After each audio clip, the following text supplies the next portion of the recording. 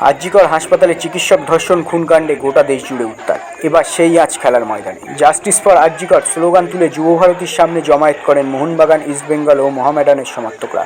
বিক্ষোভকারীদের উপর পাল্টা লাঠিচার্জ করে পুলিশ। অবরুদ্ধ হয়ে পড়ে বাইপাস। ময়দানের দুই যুযুধান প্রতিপক্ষ ইস্টবেঙ্গল, মোহনবাগান। এই দুই দলের সমর্থকরা যে কোনো বিষয়ে এক হতে পারে তা রবিবার কলকাতার রাস্তায় না দেখলে সত্যিই বিশ্বাস করতে পারতেন না ফুটবল প্রেমীরা। আরজিকর ঘটনার প্রতিবাদে এবার এক হলেন তারা। আরজিকরে ডাক্তারি পড়ুয়াকে ধর্ষণ ও খুনের ঘটনায় উত্তাল গোটা রাজ্য।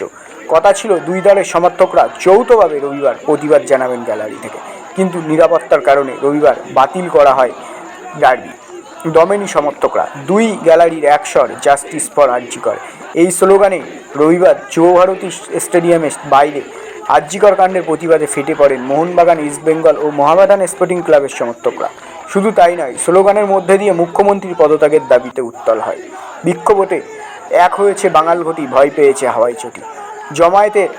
জমায়েত হাতের বাইরে বেরোতেই সেখানে পুলিশ লাঠিচার্জ শুরু করে। পুলিশের লাঠিচার্জের প্রতিবাদে আরও বৃহৎ আকার নেয় তাদের প্রতিবাদ।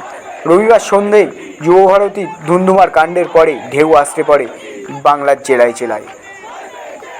জেলার বিভিন্ন জায়গা জুড়ে বিক্ষোভ দেখাতে শুরু করে। আরজিকর মেডিকেল কলেজে তরুণী চিকিৎসকের মৃত্যুর প্রতিবাদ ও অপরাধীদের গ্রেপ্তার দাবি জানিয়ে সবুজ মেরুন ও লাল হলুদ শিবির এক সুরে মিলল।